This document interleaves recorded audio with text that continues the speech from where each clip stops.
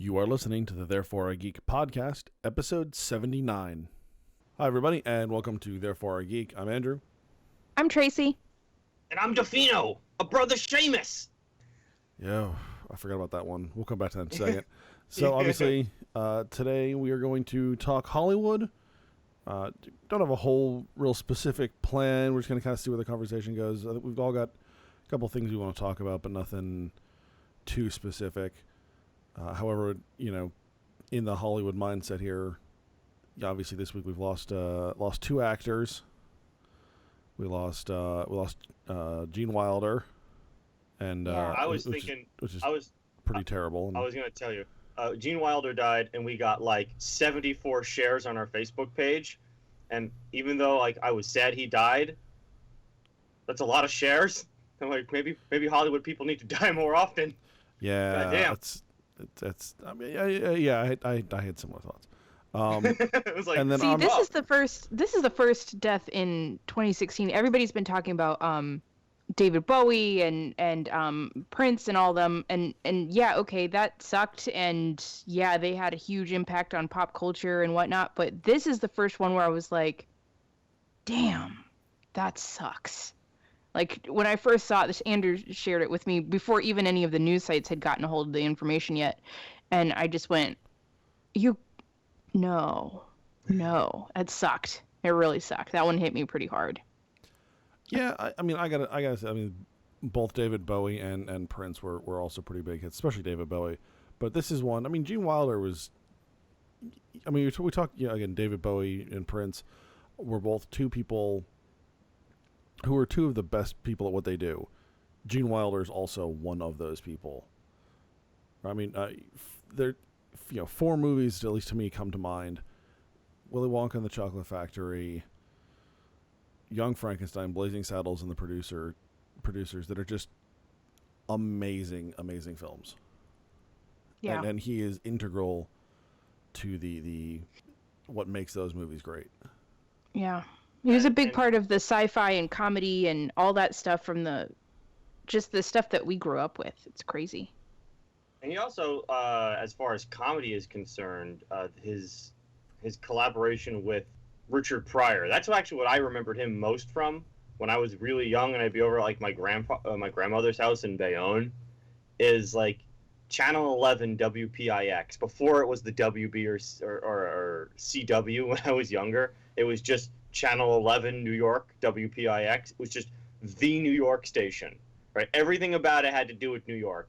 Every movie was like New York centered, right? Or every show had New York about it or something like that. And they would always run like the Gene Wilder comedies that he did with Richard Pryor. Yeah. Well, I mean, and we were talking about that. I mean, Blazing Saddles, Richard Pryor, wrote a significant portion of that. Mm-hmm. Mm-hmm. And I think that's what made it so good is that, you've got, honestly, you have a black guy writing the black jokes, white guys writing white jokes, Mel Brooks writing everything else. It worked, and those are still some of the funniest movies I've ever seen. Mm-hmm. Especially Blazing Saddles and Young Frankenstein. I have a soft spot for See No Evil, Hear No Evil. Yeah. The one he did with Pryor where like one of them is like blind, the other is deaf or something. I think it's Pryor was blind in it. I thought that was always, I don't know why, I always thought that one was really funny. Yeah. The only one that, I mean, like, I love the producers. I will admit, though, that I think Nathan Lane and Matthew Broderick did a better job than Zero Mostel and Gene Wilder, but it's still really good. And I've been told that it's blasphemy to say for me to say that. No, it is, but right now I can't burn you at this distance. Also, I'm not, I'm not. I don't float in water, so. Well, if anyone's gonna catch fire for blasphemy, it's gonna be me first. This right? is also true. So, like, when I go up in flames, then you have to worry. Right. Like, oh shit, that happened. Oh, damn it. I keep a stock of holy water just in case we ever record the podcast all in one place. No, that's because you're gonna burn more. What's wrong with you, woman? Just stings. So, and then Right. the other unfortunate passing was actor John Polito, who's best known for his various roles in Coen Brothers films. He was, as dude said, he's the private investigator in The Big Lebowski. Oh, Who okay, also that thinks guy. who also thinks the dude is a private investigator. Right. I love that part of the film in particular, just because he goes, when the dude asks him, "Hey, who are you working for?" Jackie Treewater, The Big Lebowski. Whose side are you on? He's like, the Knutsons, and like the dude goes, "Who the fuck are the Knutsons?" I love that moment because by that point in the film, anyone watching it for the first time is also going, "Who the fuck are the Knutsons?" Right. That's the plot. That. It's hard to say the plot goes off the rails at that point. Right. But the plot takes a hard left, and you're going, "What? Wait, what? No, yes, maybe." Yeah, I mean, because it is The Big Lebowski is one of those old school confusing noir detective films, or in that vein, where you're watching it and you're just going, "What is going on here?" But it's still fun to watch. And that moment where he goes, "I work for the Knutsons," and you're like, "What? What are we doing now?" Well, I mean, yeah. it's the parody of the Raymond Chandler film and book. Was it The Big Sleep? Big Sleep, yeah, Yeah. It's written right after Big Sleep, which is one of the best noir films ever written. And Right, this but like, Raymond Chandler freely admits that he has no idea who actually committed the crime. Yeah, well, the story behind that. There's a character that gets killed, and I can't remember who it is. And Howard Hawks, who directed The Big Sleep, and William Faulkner, who wrote the screenplay, were working on while they were filming it. We're like, well, who killed this guy? What goes on here? I don't know. I don't remember. I mean, they're trying to work it out, and they call Chandler up, and they go, "Chandler." This is like it's a story secondhand, so I don't know if it's gospel, but I do love it. And they call Chandler, "Who killed the guy in the car? Who did that?" And Chandler's response is, "I don't know." Right. It's but that's the kind of shit that happens in those old noirs. Yeah. I mean, The Big Sleep is great.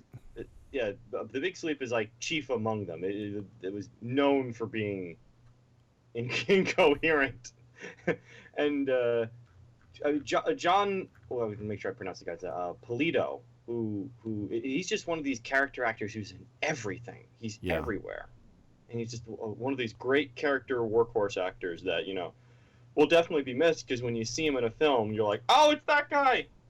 Right, you always know him as the character. Right. You never know his name. It's always, "Hey, that guy." That guy. I know that guy. I've seen that guy before. Big Lebowski, Miller's Crossing. I remember him. Yeah, but boy, he had just absolute workhorse. The guy who was in The Thing.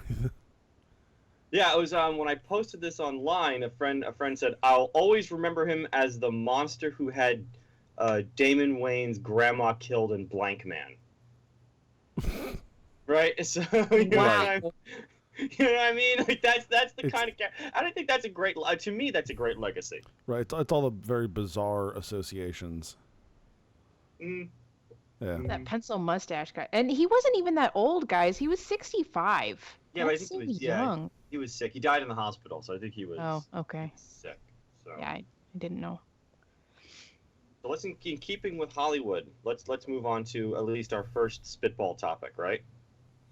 Yeah. And that is my kind of hypothesis at this point. At the end of the summer, I got back into movies in 2015. So at the end of the summer of 2016, I was fairly disappointed in the crop of blockbuster movies that had come out, and I had this thought of like, does Hollywood even take chances anymore?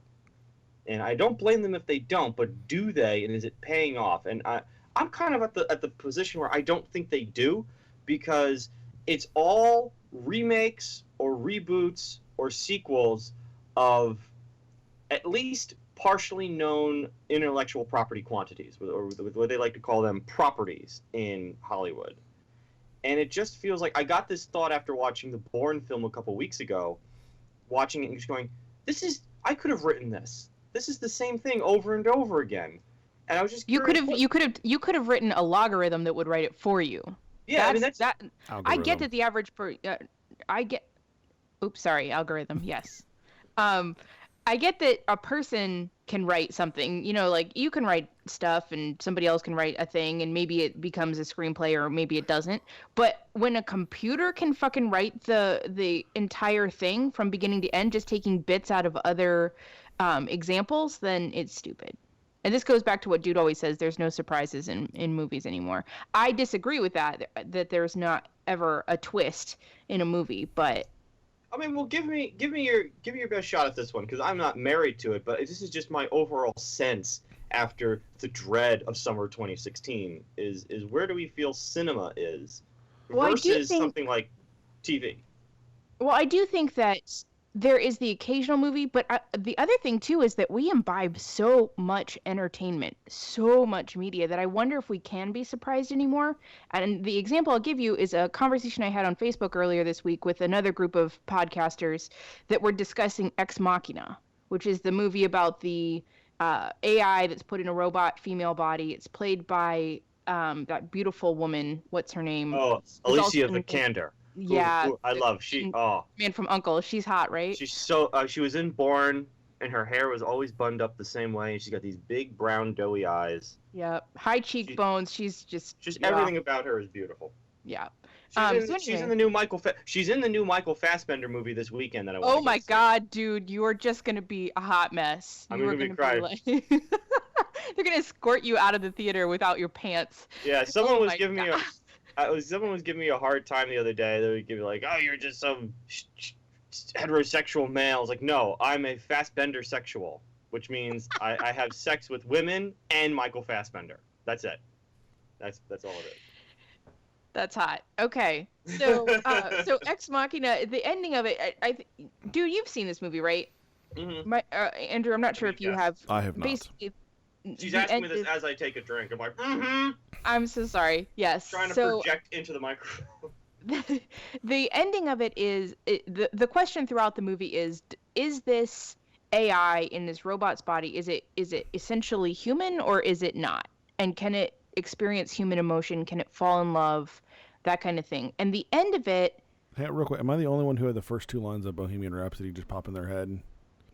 Yes, but you are. Please continue. So you end up at the end. She makes a choice. This AI, and I thought, okay, cool. That isn't the typical Hollywood. I call it the Blade Runner thing, although that's not a perfectly accurate comparison. But the guy falls in love with the machine, and the machine is able to fall in love with him, and they go off and make little robot half human babies. That doesn't happen in this movie, and so I was the only person that was saying that was a genuine twist. Everybody else was saying, "Oh, it was totally predictable. I totally knew that was going to happen." And I was like, "You thought that she was going to close that guy up in the house and leave him to starve to death and then take his helicopter and fly to the city. You thought that was going to happen." I don't know. So all right. So there's two things to this. There's the tradition of Western technophobia and Eastern like techno embracing, right? So in the West, like Donnell just sent me a video called iMom on Vimeo. It's like a short film, very well done, about robot AIs that take care of kids and stuff like that. In Japan or somewhere? It was American, or maybe it was British, but it was Western, right? Let's just say Western. And I just thought in science fiction, the West has a tradition of being very frightened of AIs. Very frightened of AIs. Yep. I remember like a guy I really admire. Yeah, Skynet. I mean, just think of, you go down the litany of being very frightened of AIs. And then you've got guys like Sam Harris who did a TED Talk on you need to be scared of AIs. And then there's, in Japan, it's almost the exact opposite. The AIs are almost always the human, the cyborgs or the AIs are always the protagonists, and the humans are out to go get them. So in America, it's not surprising if the AI would do something nefarious in some way. If it's a Western film, whether it was that specific like event, like did I really know that she was going to lock him in the office? No, I didn't know that precise moment was going to happen, but I knew she was going to get him somehow. right? That's what it is. Huh. See, I didn't look at it that way at all. The fact that you're calling this a nefarious act, I was just sort of seeing it more as a moment of self-preservation. Like she separated herself from anything that could entangle her, and she went out and she got away from her captors, essentially. Yeah. It's funny that we both interpret the ending of that slightly differently. See, I'm thinking more like, not so much, you don't have to be a surprise or a twist. It doesn't need to be like a Shyamalan twist. It just needs to be something where, in my mind, when I say take chances, I'm talking about like the audience doesn't have to feel comfortable at the end of their story, right? Mm-hmm. So I'm thinking of a movie like Sicario, which wasn't, all that super original, but it was just different in its execution and its characterization of the main players. What about something like Inception from a few years ago? Inception would be okay. Well, yeah, the only. Oh, sorry, Andrew. It's not to say that they don't take any chances ever, but certainly the percentage goes down. Actually, what I was thinking about this is, I think as the studios have coalesced bigger and bigger, and you've gotten rid of more and more of the smaller, more experimental ones, stuff like Miramax and stuff, which that kind of stuff's still out there, but it's part of much bigger corporations now. Mm-hmm. So they're under the umbrella of a larger, and those studios, by the way, are owned by even bigger, conglomerates. Yeah. Yeah. Right. Bruckheimer Films is another one. Right. So as that has happened, I think the studios are taking less and less risks. But interestingly, television, I think, has taken more and more risks as more and more channels have begun to develop their own unique content. Mm-hmm. So, like, way back in the day, obviously it was ABC, CBS, NBC, right? And those were the three. And they definitely did some stuff, some interesting stuff. But that was the early days when you had to. What are the boundaries? You're kind of just seeing what's out there. And then Fox came along, and probably when we were kids, up until probably college age, I don't really see TV as having taken a whole lot of risks in our kind of earlier lifetime.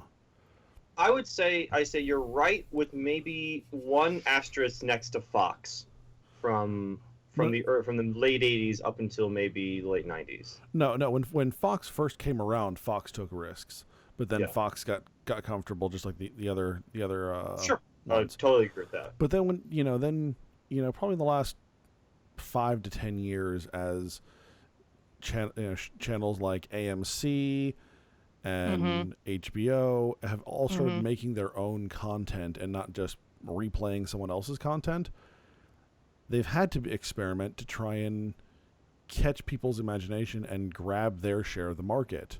Whereas the big Hollywood studios, their way of getting more of the market is to physically acquire other portions of the market, other studios that have a part of the market. That's a really good point.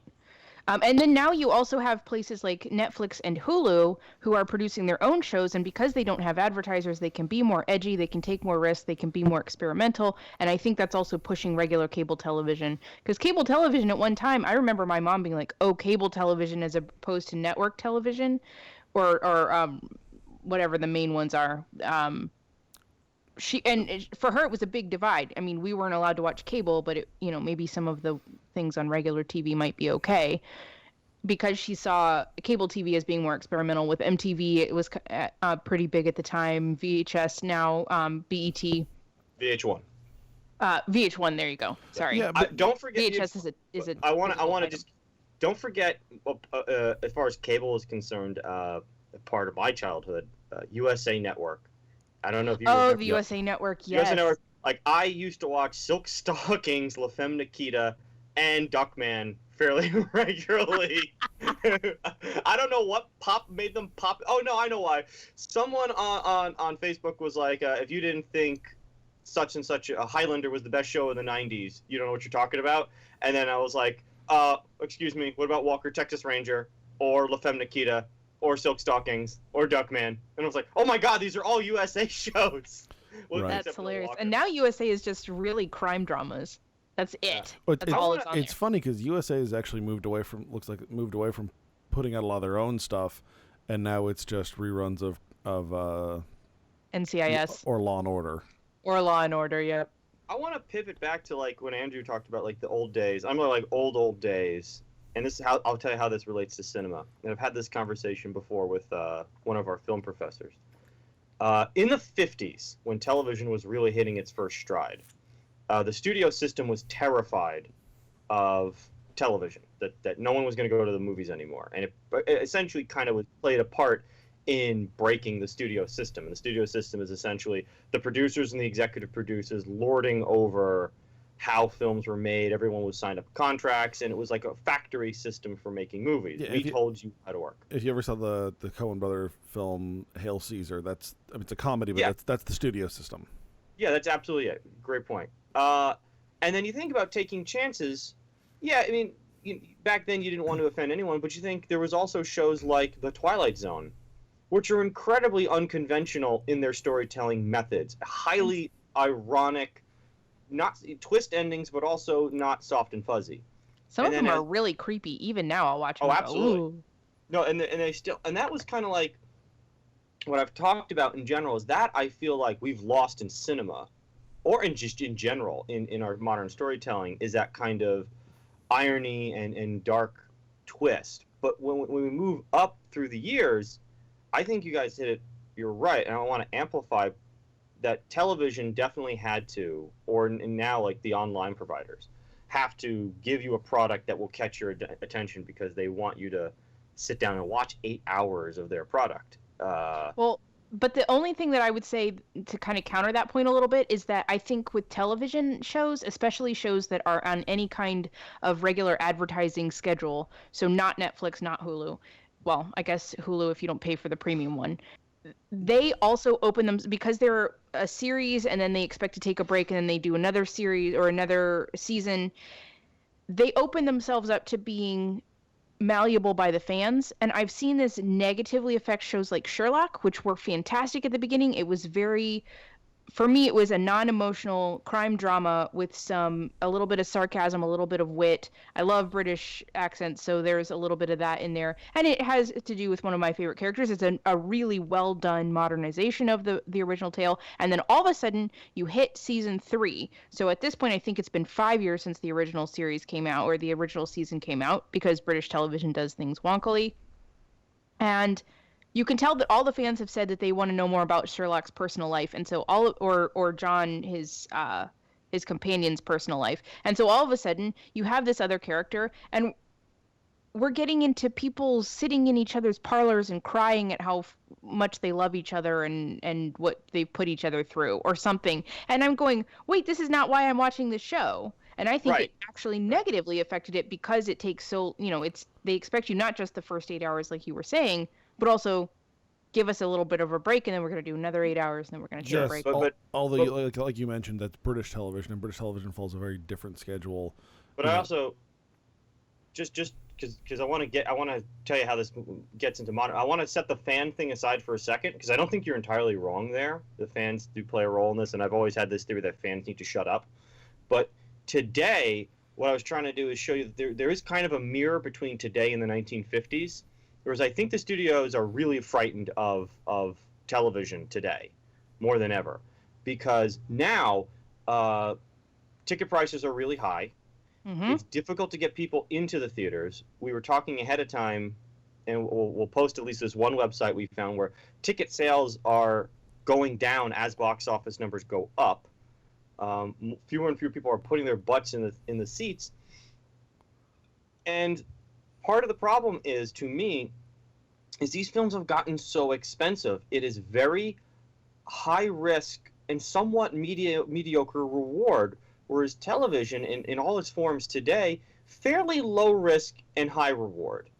Yeah. And with cinema, I don't think they want to take chances anymore because, bad word of mouth is basically the death knell of a major tentpole film.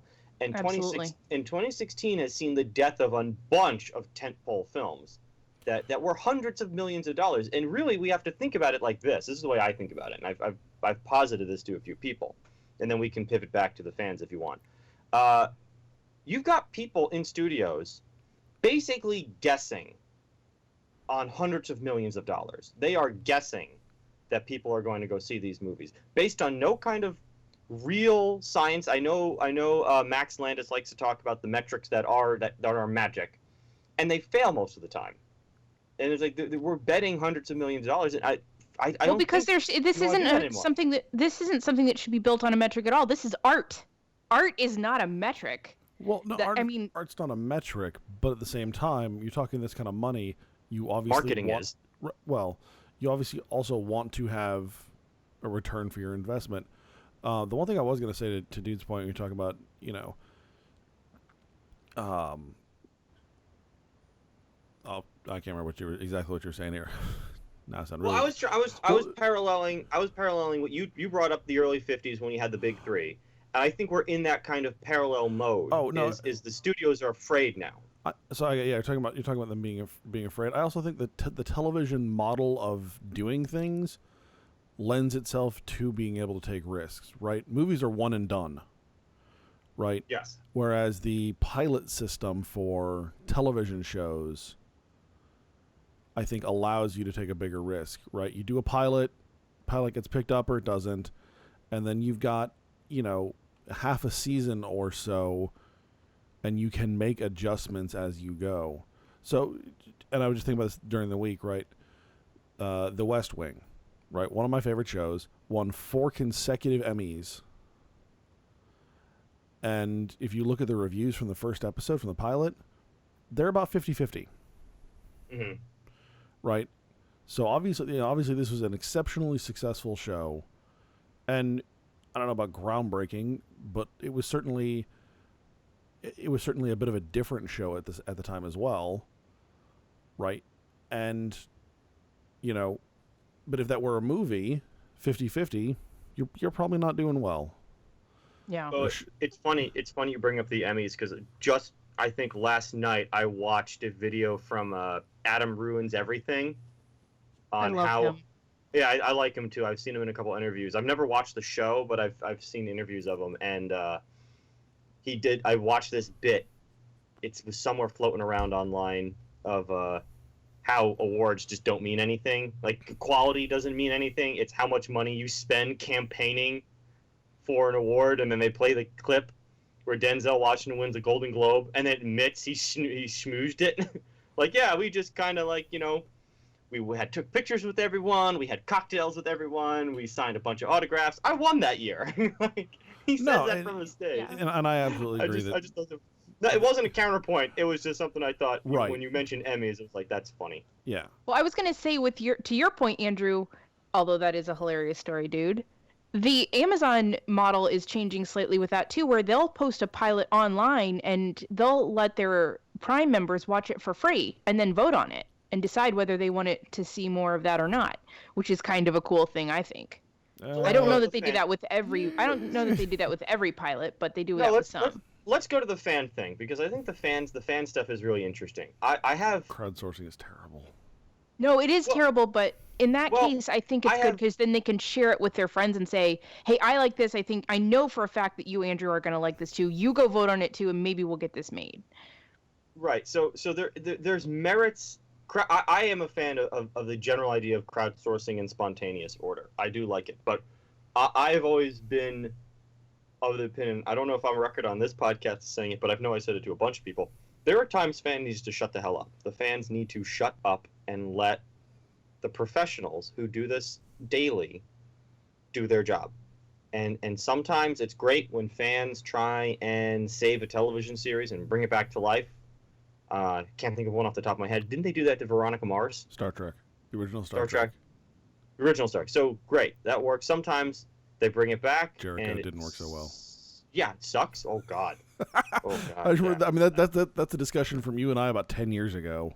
Yeah. Ugh. Saving a bus full of children. Really?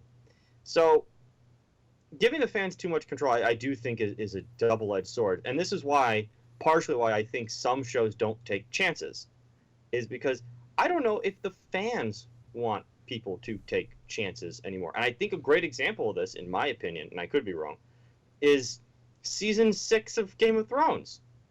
I really do think that season 6 was vastly different in its storytelling model, than was the first 5 seasons. Yes, that's true, but had also passed the book, so there was no longer any source material. There is almost no input from George R. R. Martin. So his Right. writing style, you can tell, is different. So I'm not sure. I think that you're right in part, but I think that also affected it. No, of course it affected, but that kind of makes my point, though. When we had source material from a single writer who was writing a novel that did not have interference from the fans, didn't have that large of a fan base. He could just do his thing because he was trying to tell this story. It was the model of one mind. Once we got away from the source material, and after all the outrage from season 5, which I can't prove it, but I believe had an effect on season 6. Oh, I'm sure.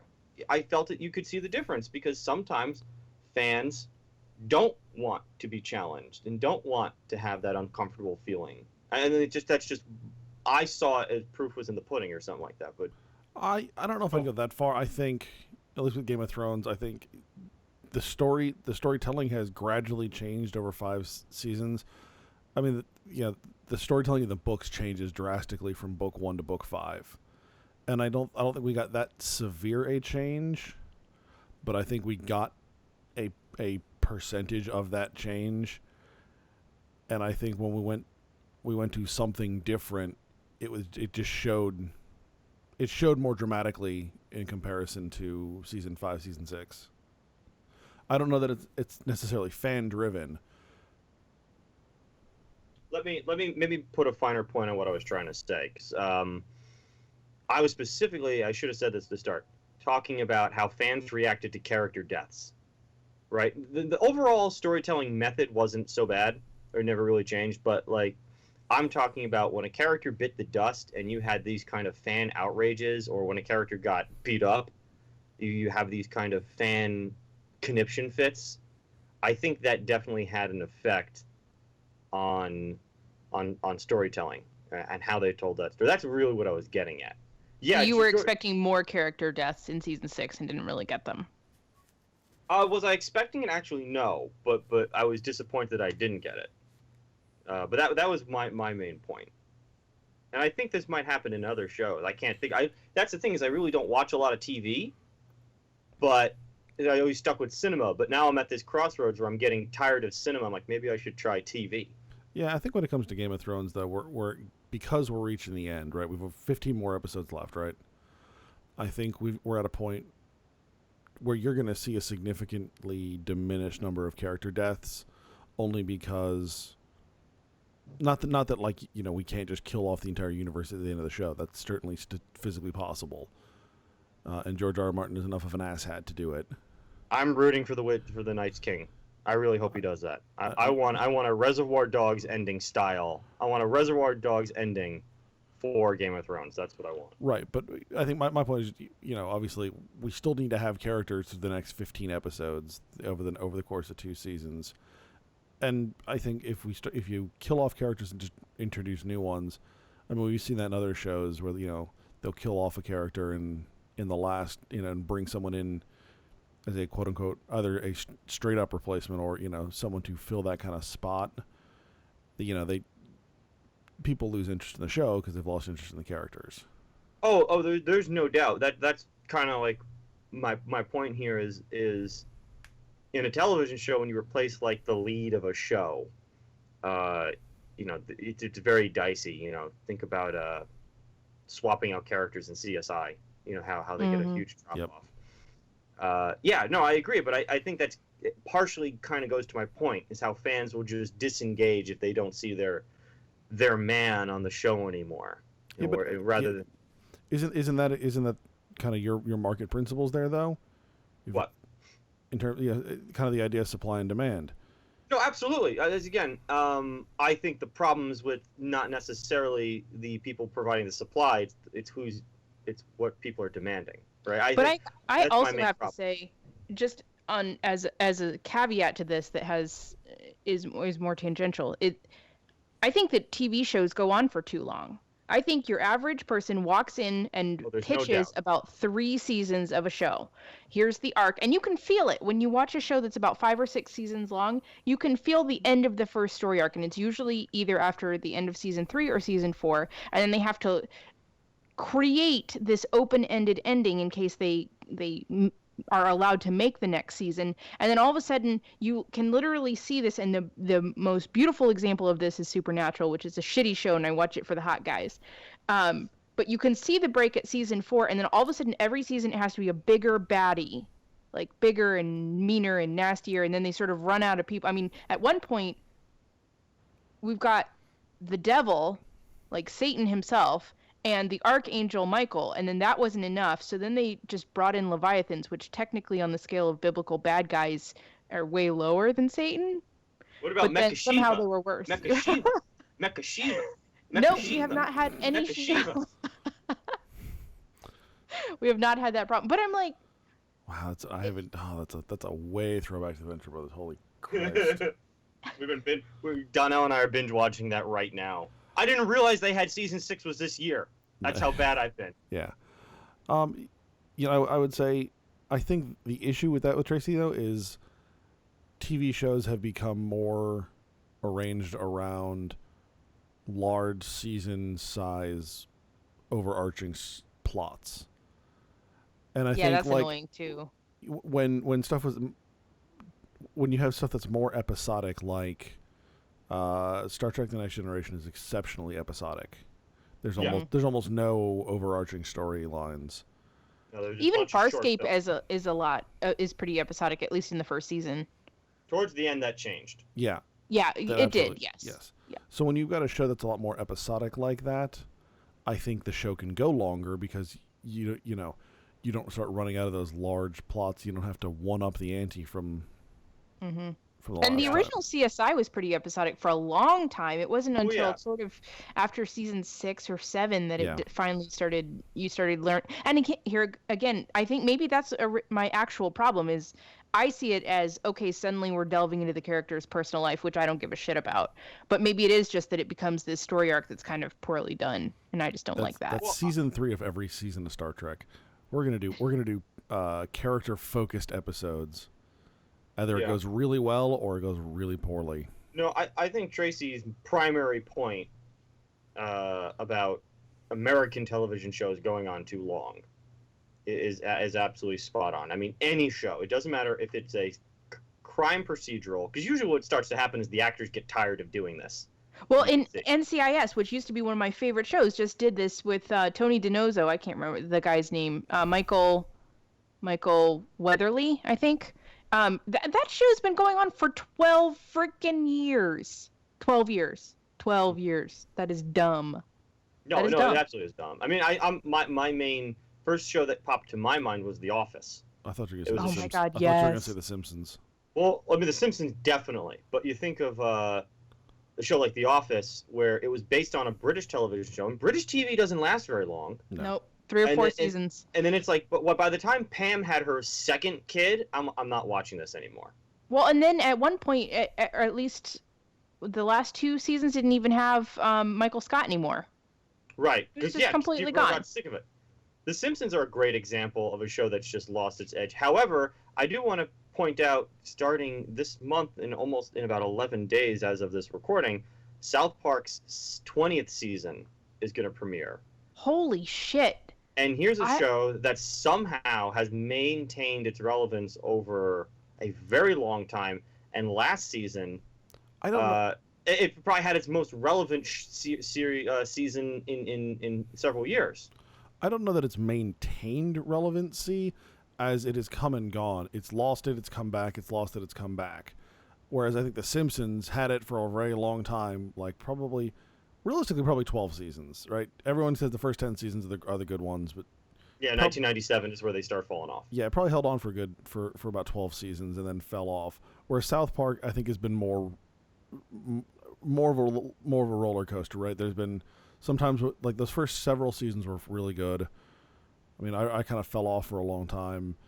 You know, you said the last one was really, really relevant. You know, there were some other. Well, that's the thing is they've always kept it fresh, right? They've always kept it in, because of the way they do it. They can take on the week's topics, literally. If they want to take on a topic that's in the news that week, they can take it on. Yes. And I think that's gone a long way in keeping them relevant, because they're always contemporary. Yes. Right? You may not. They may have quality issues where they'll fall on and off. And you're like, okay, this season wasn't as good as the last season. But I've never felt where I'm like, wow, this was not good, right? You'll have an episode here or there where you're like, this was just not good. But I've never felt that personally as a fan who's stuck with it for a while. I've never felt like, okay, this season is garbage, right? I can think of a couple episodes where like, the Cthulhu episode or the Imagination Land episodes or the heavy metal episode, you're like, oh my God, these are brilliant. And then you go, all right, these other episodes weren't that good. They were funny, but they weren't great. I'm impressed with their ability to keep themselves in the game and still have quality. I think that's my main point is they're the rare exceptions. Their quality's still good. The quality of their comedy is still I'm still in shock that they've been around for 20 years. I know. That's ridiculous. It's really Because I always think of them as the newer one, right? Like The Simpsons is the long-running one, and then South Park is the new one. I mean, but it's not new. Yeah, compared to The Simpsons, yes. I think South Park premiered when we were in, 5th or 6th grade? Yeah, something like that. We were definitely not allowed to watch that. As an actual show as compared to the one-off Christmas thing that got the whole thing started. Right, which is something they did in, college. Right. Yeah. No, absolutely. I think that was 96 or 97 is when they did it. And that's really funny because South Park appears when Simpsons kind of hit their apex. Yeah. So I want to pivot a little bit out of this because we talked about offline heroes and villains, and I want to throw. We may have brought this up in whatever time we've got remaining. We talked a little bit about this in the Hellblazer episode, so I don't know how far we want to go with this. The villains becoming more and more ambiguous, and the heroes becoming less and less, more and more heroic. So this is to say, ambiguous villains and non-ambiguous heroes. Right. Do we have any thoughts on that one? Because I have fairly strong thoughts on it, but I was curious if you felt this way. Yeah, like you said, we mentioned this in the Hellblazer episode, just briefly, and I would bring this back up because I heard an NPR piece earlier in the week where it was talking about, where did TV's villains go when they're talking about monsters and anti-heroes. And basically their point is, for a long time, Hollywood, or not Hollywood, but, TV basically was trying to make... TV is Hollywood too, you can say that. No, that's true. They were basically making villains more and more sympathetic, right? They want you to understand their motives, and they're human too, they're fallible, And the NPR's article was pointing to some interesting ones when they're talking about kind of pure villains. Specifically, they pointed to Dynasty, which I just kind of went, what? Yeah. No, not exactly in our demographic wheelhouse here. Yeah, Dynasty, and then they actually did go with one, and they were talking about kind of the comeback of the true villain, and they pointed to Cersei Lannister. No. And I'm going. You're on the right track, but let's go. Let's go with Reese Bolton. Or with, how do you miss Ramsay Bolton? My boy Ramsay. Yeah, let's go with I was like, boy. I mean, you're on the right track with the right show, but that, I mean, Cersei, they do a lot to try and humanize Cersei, as opposed to Ramsay, who just, Jesus Christ. Yeah, Sam Harris has a book. I think it's the same guy that you were referencing, dude. He's a psychiatrist, whatever. He's a philosopher and neuroscientist. Name the book and I'll tell you if it's him. Yeah, because it's either him or the country music star, right? Those are the only two Sam Harrises out there I know. It's probably not the country music star. Book? Yeah. It's a book about free will. Oh yeah, it's Free Will. I have it. Yeah. Okay. That book fucked my life up so nice when I read that one. Yeah. So I'm not going to follow his train of thought in that, but I'm going to pull a teeny snippet out of it and use it. And that is when he was discussing the criminal justice system and how it needs to be completely revamped and he was talking about the sliding scale of how we look at a pedophile, right? So you hear about this guy, he does stuff to little boys, and everybody goes, we hate him, he needs to die.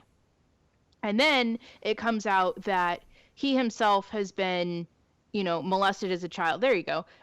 He's been molested as a child, and so he was molested for like 15 years or what have you, and they're like, well, he still needs to die, but we can see where he's coming from. And he just sort of goes through these lists of things that can be added to that pedophile story, and slowly it humanizes him in the public mind. And I thought, I don't do that. So I guess I just really want a villain that enjoys being a villain. That there's no backstory. I don't really give a shit what happened to you as a kid. Don't be an asshole. Or be an asshole. Right, but be an asshole, but don't expect me to like you. Right. So, where is? I'm trying to pull it up here. I have it somewhere. This book is so tiny, and like you could just blast right over it without noticing it. Yeah, I think I remember the example he was giving. He was talking about the guy who was shooting people in. Here we go. Moral responsibility. Yeah, so he has this list of 5 points on the chapter of moral responsibility, page 49. Starts on 49, ends on 50. For those who are interested, really interesting. He's got I'll find you the his video lecture he did a couple years ago on this. He's done a couple, but it's really good. So more to the point.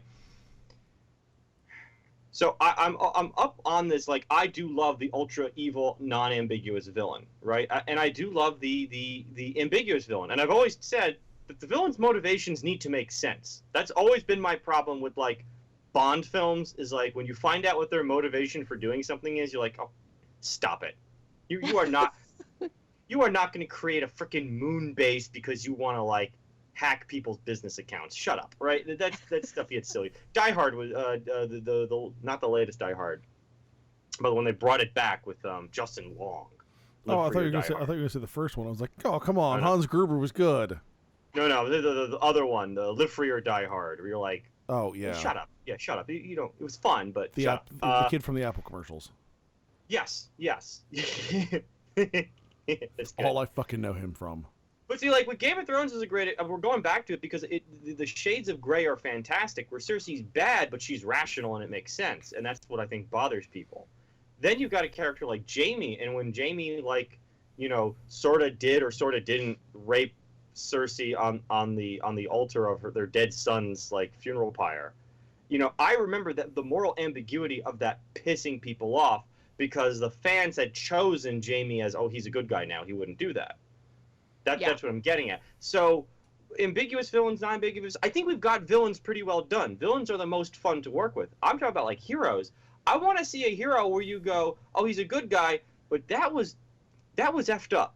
You did something effed up that challenges me, and I just feel fans are in part. This is the overarching theme: is fans are in part to blame for this. Right, but I also think they don't want to accept someone who's good, but he's still kind of a dick about it. Not even good, but maybe we'll have moral failings at times. We'll do something truly wrong to achieve an end, even if it's a good end. Sometimes we'll do something that's just wrong because he's wrong. Well, this kind of goes back to your original point that this is actually better done in television than it is in the movies, because I keep thinking about, so I stopped watching Criminal Minds recently, but Shamar Moore's character, Derek Morgan, and there were a couple of female characters on it various times as well that a couple of them shot a guy. One girl had been, the main guy in the bad guy in that particular episode had attempted to rape her. And so towards the end, she has him in a corner. There's no one really around. She shoots him in the head twice. Derek Morgan comes running around the corner. He sees what has just happened and is like, what the fuck, woman? But she's still the good guy. She's still the protagonist. And then you're sort of left like, are you still a good guy if you can do some effed up stuff? The other thing that I often see, and this is actually in MTV just did an adaptation of Terry Brooks's Sword of Shannara books called the Shannara Chronicles. Watch a little bit of that. It's not bad. Yeah, it's not the worst thing I've ever seen. It's teenage angsty MTV crap, but and they have a little too much current pop music in it, but whatever. It's decent. I binged the whole thing. It's done. Yeah. So John Rhys Davies. John Rhys Davies. I love him. He's great. So did you see him like he's gonna die? He is way too old. There's no. Well, I just figured his contract was only 1 season, so that's how I guess. I just looked at it and was like, he is too old because everyone in this show is way too young and hot, and you should not be alive. Yeah, they're ridiculously hot, aren't they? And now I've completely forgotten what my point was in that. But I'm sorry. It's a decent show. No, I think I remember what you were trying to get at, and that was we were talking about. Oh shit, I don't even know what you. Andrew, are you paying attention? No, but I do have a point to make. Okay. No, you were talking about characters doing fucked up stuff. There was something in the first season of Daredevil when they've got Daredevil, the secretary. I'm drawing her name, blanking her name. Last name of Page. I can't think of her name. Tara? Karen. Page. Yeah. Right? She straight up fucking the guy like gives her the gun and he's like, "Oh, you won't do it," and she fucking shoots him twice. Yep. Mm. And Just she like- has some thoughts about it later, but she Right? did it. Yeah. And I think in general, morally ambiguous heroes can be Jessica fun. Jones too. Maybe that's a Netflix thing because Jessica Jones is a ridiculously morally ambiguous. Well, Well, I was protagonist. thinking Punisher. I mean, Punisher's Yeah. probably the apex amongst them. This There is you a go. guy who, he has a code. I think it's the justification behind what a character is doing, right? Right. If we could justify what the hero did, even though it might be, we would feel it's wrong. If they're justified in doing it, then we'll let it slide. I'm talking about like really taking a chance and going, I don't think this person is justified in doing it. They either did it for their own personal gain or because they just enjoyed it. And like that's what villains do, right? They do it for their gain or because they like True. slicing people up. Heroes, they have to have this code. But I would just like to see that challenge where the hero does something and you go, well, there was no justification for that. He just did it or she just did it because they wanted to. Right. That doesn't fit your code. Right. Yeah. Right. Well, you see a lot of this in Interesting. relationships with kids suddenly discovering that their parents. This happens in media a whole lot. Kids suddenly discover that their parents are not perfectly righteous. You know? You used to think, you were that David Tell joke. You used to think your dad was Superman. Then you just realized he was a drunk wearing a cape. Well, kind of like that, or that. What was the name of the Bowery Boys? That comic that we interviewed the writer for Yes. a few months Cora ago. Levine, Yep. Yep. Remember when the kid discovered that his dad had actually been taking money from the union fund, Yep. and suddenly he has to come to grips with the fact that his father is not holy, his father is not righteous, his father is not just, not in everything, but he also does very good things. He runs the union to make sure that these guys don't get completely taken advantage of. Yeah. I'd that's like the to kind see a of little, shit I love. but in media typically, now not in that case, but in typically what you'll see is then all of a sudden the character and therefore the audience, because the character is usually standing in for the audience's observation, will take a hard left turn and say, okay, well, clearly you're not a good guy. I can't trust you at all anymore, ever. And I Agreed. think that's not correct. I was also thinking. What's not correct? I'm sorry. I lost That's not how most people actually do respond to that revelation that their friend or their coworker or yes. whatever does the occasional thing that is simply for self-gain and isn't really We right. rationalize it. Yeah, we do. We're like, well, but they're so nice in other ways. We don't usually take that hard turn that an audience will take when they're watching it. I was thinking of my role playing group. Obviously these guys are supposed to be the heroes, and then one of them just straight up starts torturing a dude with a cattle prod. Who is that?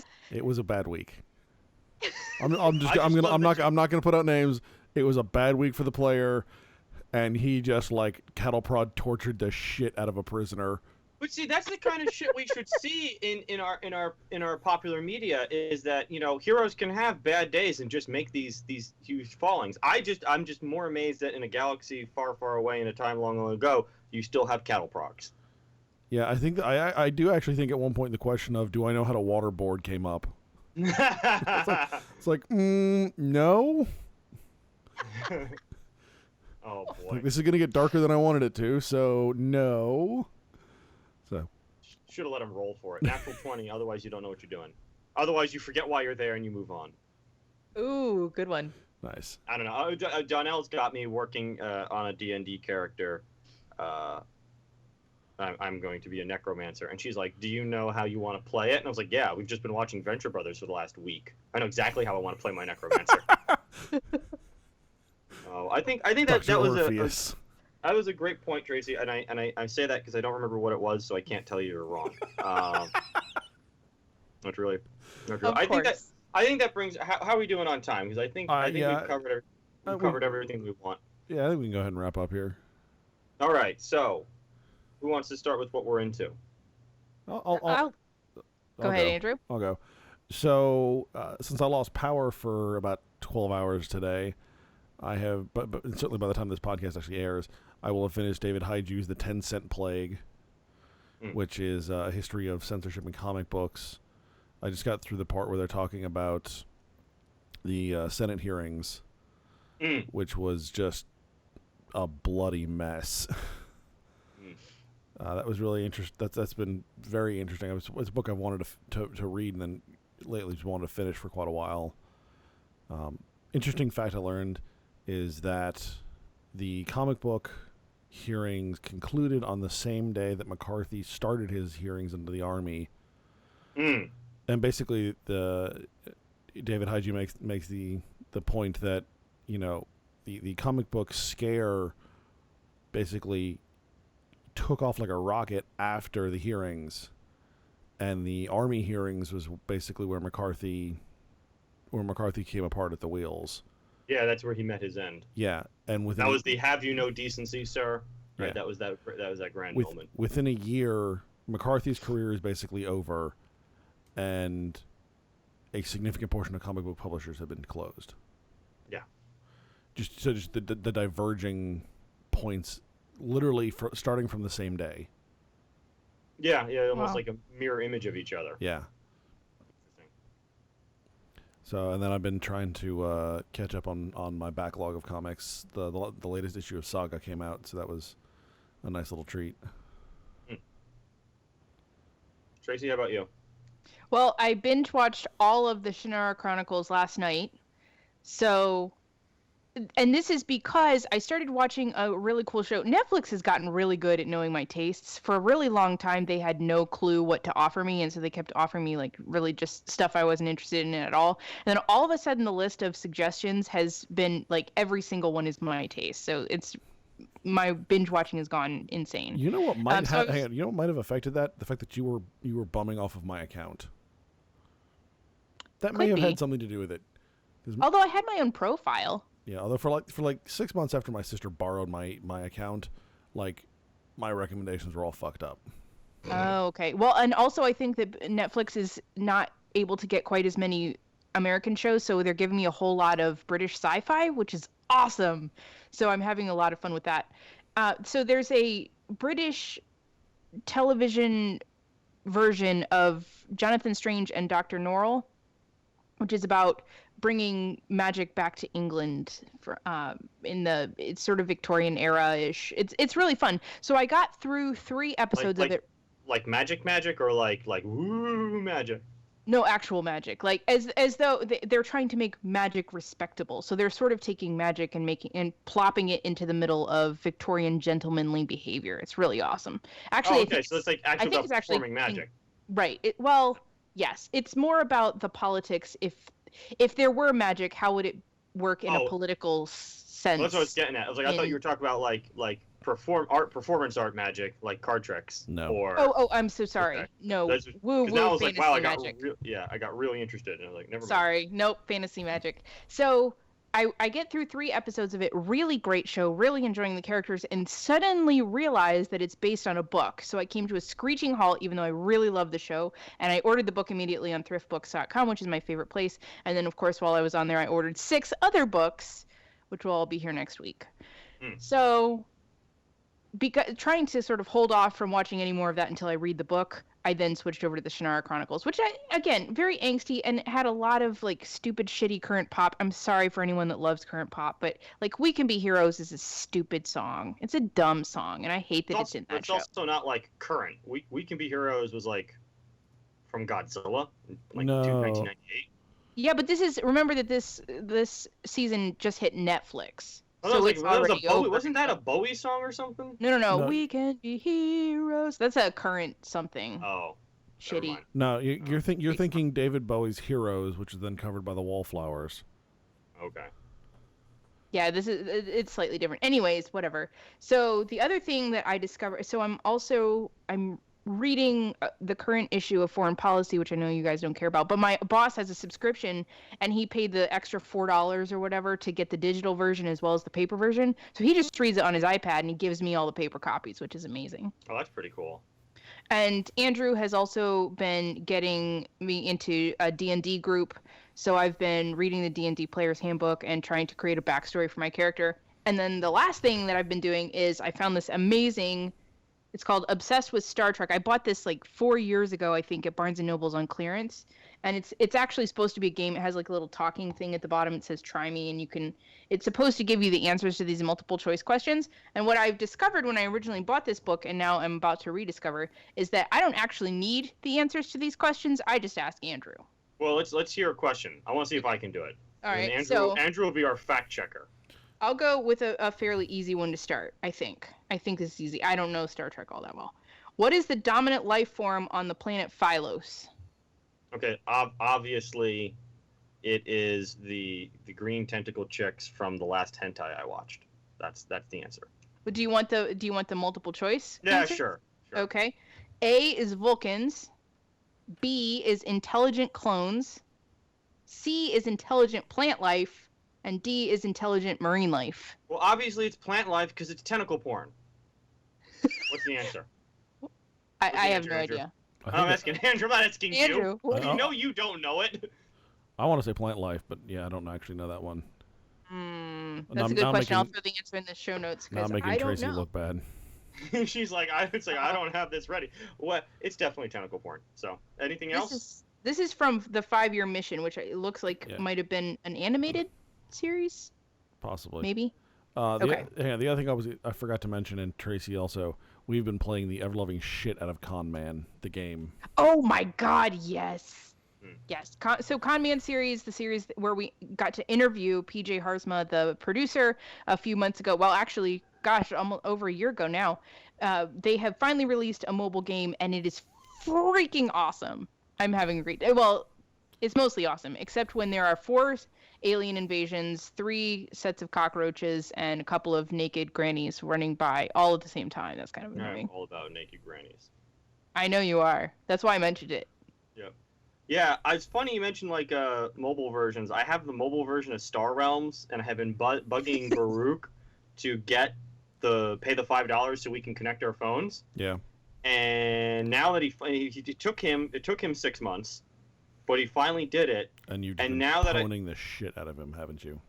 I wish I could say that because I can't log on to my account. I forgot my password.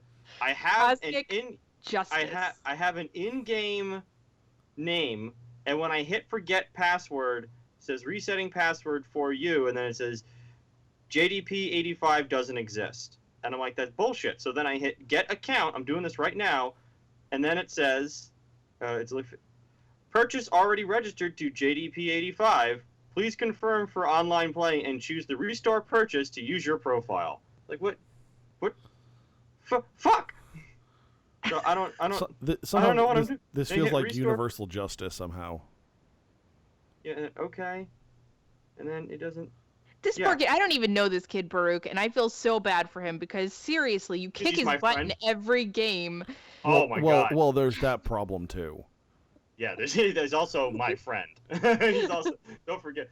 Yeah, what did I do?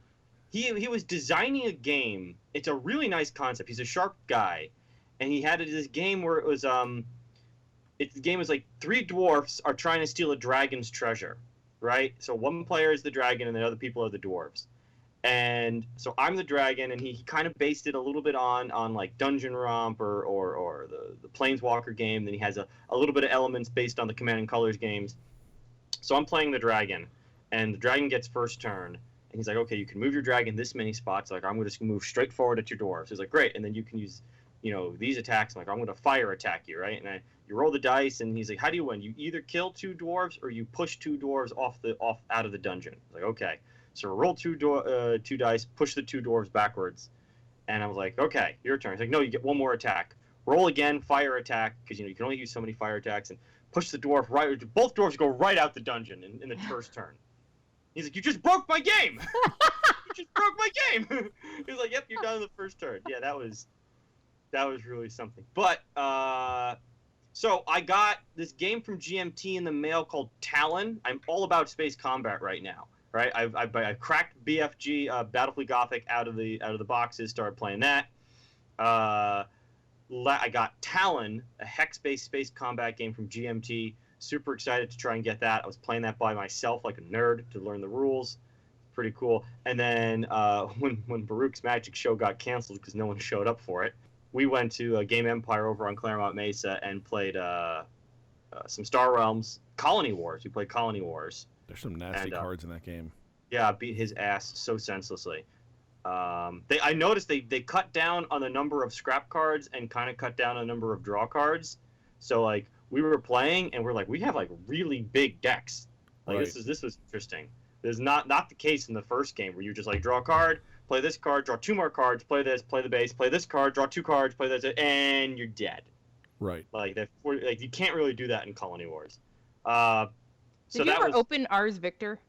Oh yeah. I definitely opened it, and I played it with Donnell, and she kicked the shit out of me. Like it was Nice. not. It wasn't Alright. even close. Like just not even close. It was rough. And then so Talon, and then I got Star Trek Attack Wing. I want to give that a try. There was a sale at the lair, so I got that 75% off. And then I want to share this with you. So I've been reading a bunch of George Orwell essays because he was primarily an essayist, and not many people know a lot of his essays. And I want to. I think we'll close with this. We'll call this the quote of the episode or something. This is from Orwell's essay called "Shooting an Elephant." In Mole Mine in Lower Burma, I was hated by a large number of people. The only time in my life I have found to been important enough for this to happen to me. I thought that was Nice. great. That's nice. Orwell is known for arresting sentences, opening sentences, and that certainly was one of my favorite. Nice. Shooting, and it's really literally about him shooting an elephant that went crazy, and it went. It was one of those tamed elephants that went nuts on someone and then ran around was stomping on stuff. He describes people that get stepped on. He's like, I really don't want to shoot this elephant, but the entire village is watching me, and I have to shoot this elephant. Oh And my gosh. he talked about how he just really all he wants to do is wait for the mahout to come get the elephant because it doesn't look like it's dangerous right now. But he's like, I gotta shoot this elephant, Yeah. and just like the grueling process of him shooting this elephant over and over again and not being able to find the death blow. Oh. And he just walks away from it, and he says towards the end in the end, I could not stand it any longer and went away. I heard later that it took him an hour to die. The Burmas were bringing dots and baskets even before I left, and I was told that they had stripped his body almost to the bones by the afternoon. Oh my gosh. Yeah, it's a fantastic one of his. The more I'm learning about this guy, the more I'm interested in him. The more interesting he becomes. But that does it for me. Nice. It almost sounds like a Vonnegut story. That doesn't even sound real. He has these great similarities to American writing. He's not a big American writer fan, but he's got another essay called "The Hanging," and it's very similar to a Hemingway essay, where Hemingway watched an execution. There's similarities there. Nice. All right, folks, if you like what we do, make sure you head on over to thereforeigeek.com. Check out our blog posts and our podcast. You can find us on Facebook, on Twitter, and on Instagram. And you can find this podcast and other podcasts like it on iTunes, Stitcher, SoundCloud, and YouTube. So once again, I'm Andrew. I'm Tracy. And I'm the dude. And you've been listening to Therefore I Geek.